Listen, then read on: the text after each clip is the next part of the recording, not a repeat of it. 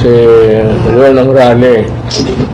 At may inaabangan pa ako na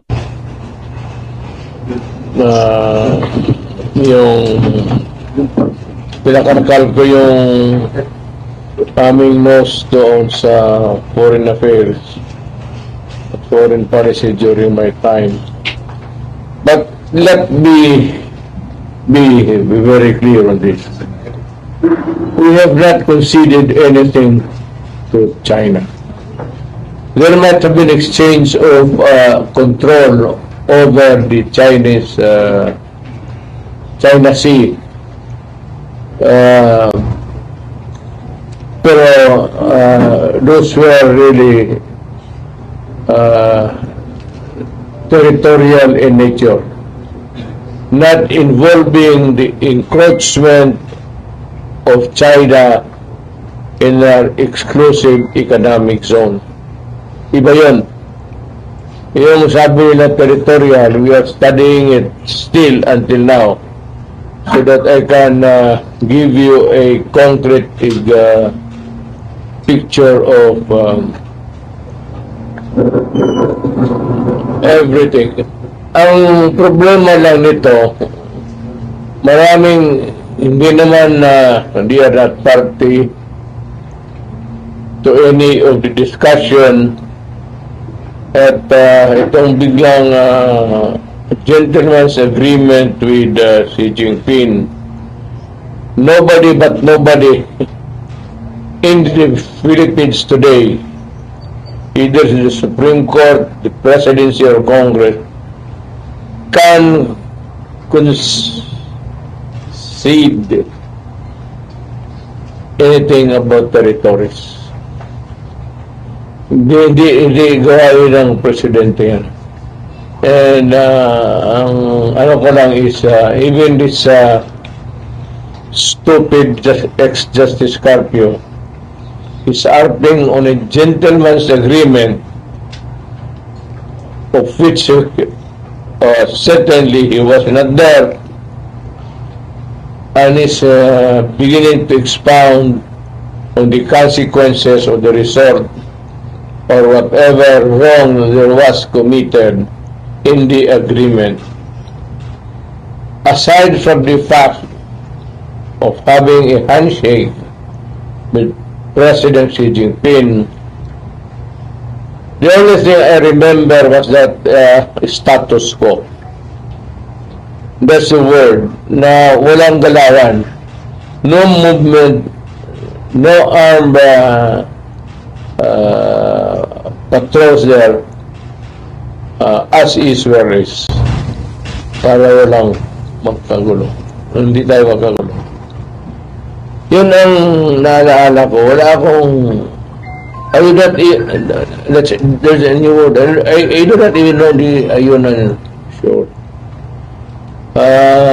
Ito si Carpio and the rest of the well, I think is trying to be relevant. He's a retired justice, a not so brilliant one, which he pretends to be. Nawala naman siya doon. And I assure you that if it was a gentleman's agreement, it would always have been an agreement that would keep the peace in the South China Sea. Huwag ho kayong maniwala yung bulatik nila kasi hindi ako ganun kagago. You know, ayaw kong magyabang. Kaya bakit ako tumagal sa AB, sa Lyceum, is because after my political science course, I took up, and Lyceum could show the records. Marami akong kinuha about foreign affairs and foreign politics. Sabi ko hindi ako nagyayabang. I studied geopolitics under Professor uh, Obiana. I think he's still connected or retired from the Foreign Affairs Department. I was under Ambassador Terrano sa Terona. I'm sure Ambassador Rosalinda Terona sa geopolitics ko, pati sa many subjects about foreign policy, foreign affairs.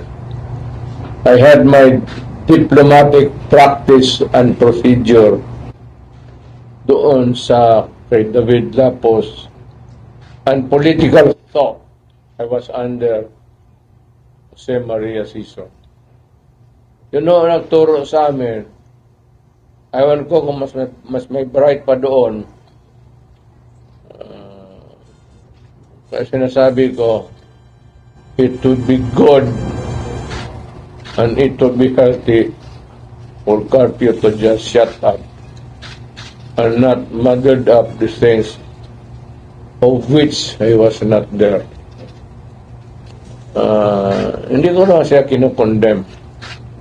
Pero sa amin yan, tinatawag, in our parlance, pakatorpe naman itong putang ina. I will be expounding more the day after because I just received the old documents of Malacanang about foreign policy noon sa panahon ko. I just got it tonight. I want to review it and the different agreements that were entered into by myself and the Defense Department, sila Lorenzana. Lorenzana played a crucial role, a role that was something that was, sinasabi ko sa kanya, you handle this, especially matters that will govern the movements of the gray ships. Wala pa namang gray ships dyan sa, yun ang binabantayan namin noon, the entry of the gray ships. Pero walang nangyari. There was never a time that we sent the gray ships in China and China's sent there. Ano yung gray ship? When we talk about gray ships, we are talking about warships. Ang nangyari dito sa China all along was a coastal guard, coastal patrol. So, hindi naman hanggang ngayon, but there are misconceptions perpetuated not by us. Well, itong nasa gobyerno na napakamarunong. You know, ito ang nangyari. You better make it of record. Nung pumunta ako sa China, I was with Delfin Lorenzana, the DND. I was with Anyo, who was my security advisor, national security advisor, and the advisor of ni Bongbong ngayon, national security advisor.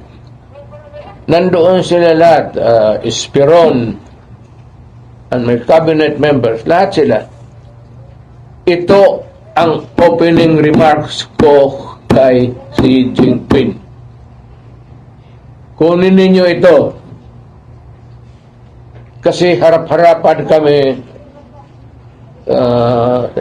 long table para I said, Mr. President, we would insist that that China Sea, or not the whole of it, but there is a part of the China Sea that belongs to the Philippines. And since I would want to, get savings instead of importing it from the exporting country, ako naman I will dig my oil there. I just want to let you know. Ito ang sagot ni Xi Jinping. I am afraid you cannot do that. Sabi ko, why, Mr. President? Diniretso ko na siya. I will get it from that portion of the Red China Sea that belongs to the Philippines. Sabi niya, please do not do it for the life of me. We are friends and I do not want to destroy that friendship. So what is in your mind, Mr. President? Sabi niya, because it would be in trouble.